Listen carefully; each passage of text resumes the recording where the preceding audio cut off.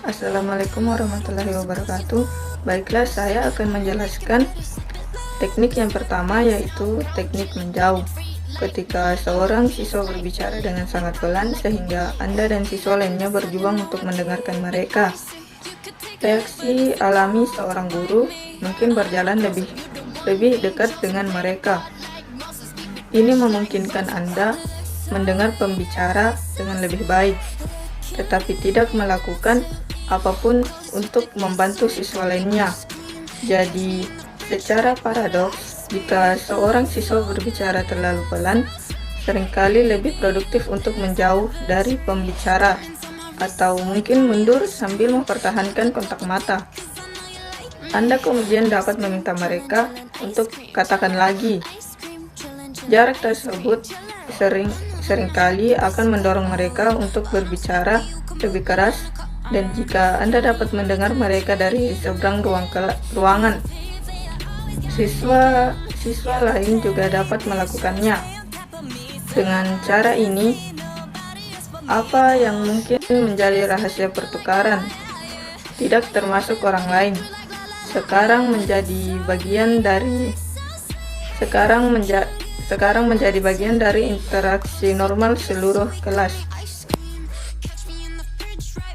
Teknik menghindari gema yang pertama yaitu ketika Anda mengadakan diskusi kelas secara keseluruhan, Anda meminta seseorang siswa untuk mengatakan sesuatu. Dengarkan dengan penuh minat, pastikan untuk tidak menggemakan apapun yang mereka katakan atau tanggapi dengan apapun selain alukan dan suara yang menarik.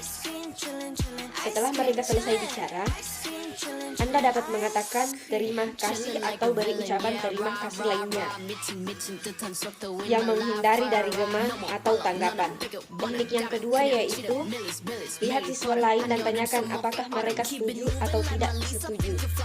Mereka sangat mungkin berkata tapi saya tidak mendengarnya, karena mereka tidak terbiasa mendengarkan satu sama lain. Dalam situasi ini,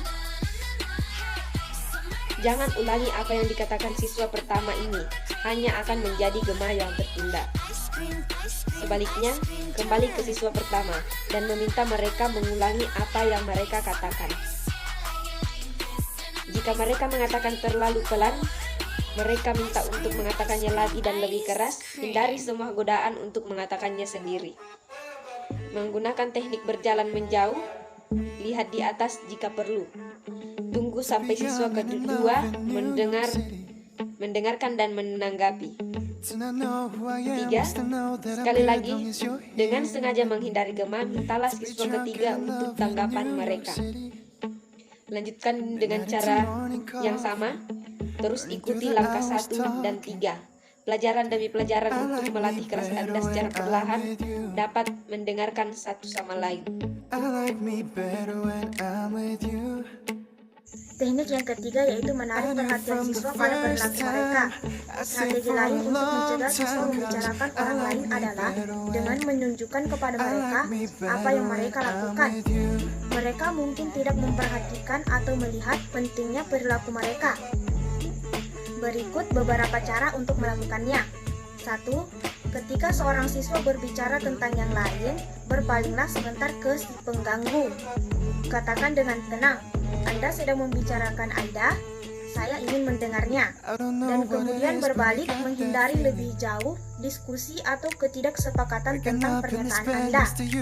Berikan perhatian penuh Anda kepada pembicara. 2. Setelah percakapan di mana gangguan seperti itu terjadi, mungkin berguna untuk membuka perilaku ini untuk diskusi kelas, terutama dengan siswa yang lebih muda yang mungkin kurang menyadari cara berperilaku yang sesuai. Anda bisa mengatakan sesuatu seperti dalam percakapan itu, sejumlah orang membicarakan orang lain. Misalnya, saat saya tanyai Maja, dia mulai berbicara, tetapi Tamas menyela. Bagaimana menurut Anda? Apakah boleh melakukan ini? Biarkan diskusi mengalir dan pada akhirnya lihat apakah Anda dapat membuat siswa setuju bagaimana mereka akan berperilaku di masa depan. Teknik yang keempat, yaitu kerja teknik ajak siswa berbicara kepada seluruh kelas. Ketika seorang siswa berbicara, mungkin dengan pelan dan diarahkan kepada Anda, cobalah memberi isyarat dengan cara yang menunjukkan, jangan hanya memberitahu saya, kata guru, tetapi beritahu seluruh kelas ini. Ini bisa berupa suatu tangannya telur dengan gerakan menyapa, telapak tangan rata untuk menunjukkan siswa lain di ruangan itu. Yang kelima, teknik yang berada teknik sengaja tidak mendengar siswa yang keras. Ketika Anda mengajukan pertanyaan di kelas, satu atau lebih siswa yang lebih keras atau kuat mungkin menanyakan sebuah jawaban. Bahkan jika Anda telah secara khusus menyebutkan siswa lain untuk menanggapi, mungkin siswa membutuhkan waktu berpikir lebih lama, karena yang lebih kuat selalu memanggil jawabannya. Yang sepertinya tidak pernah mendapat kesempatan dalam situasi seperti itu.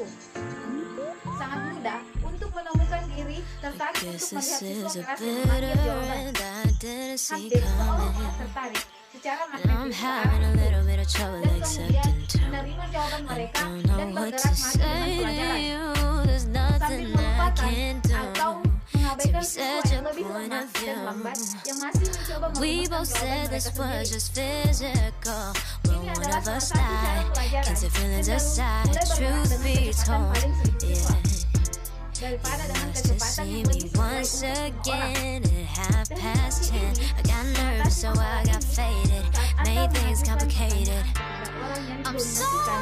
Secara sadar, putuskan untuk tidak menarik perhatian dengan menjaga agar pandangan Anda tetap rileks, tetapi teruskan orang yang Anda ingin beri jawaban. Jika orang lain bertanya, sikaplah seolah-olah Anda tidak mendengarkan. Jangan menoleh dan melihat mereka,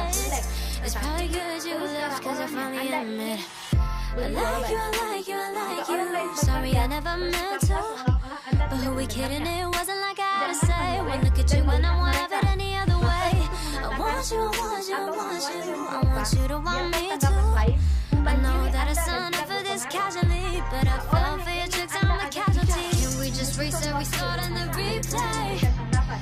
Jangan terlihat keren atau terlalu keluar. Permintaan ini, mengapa ini bisa berhasil? Jika seseorang berbicara kepada kita, tujuannya adalah berpacu dengan mereka. Kami menafsirkan pandangan sebagai pertunjukan minat yang juga tampaknya memberikan izin untuk terus berbicara.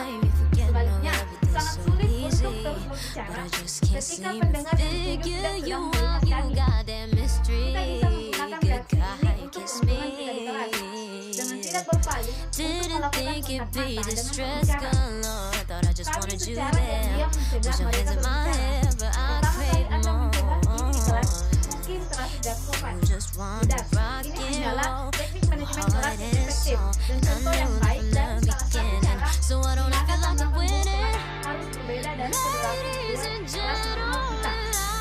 Sekian penjelasan dari saya, untuk yang memaafkan dan saya dan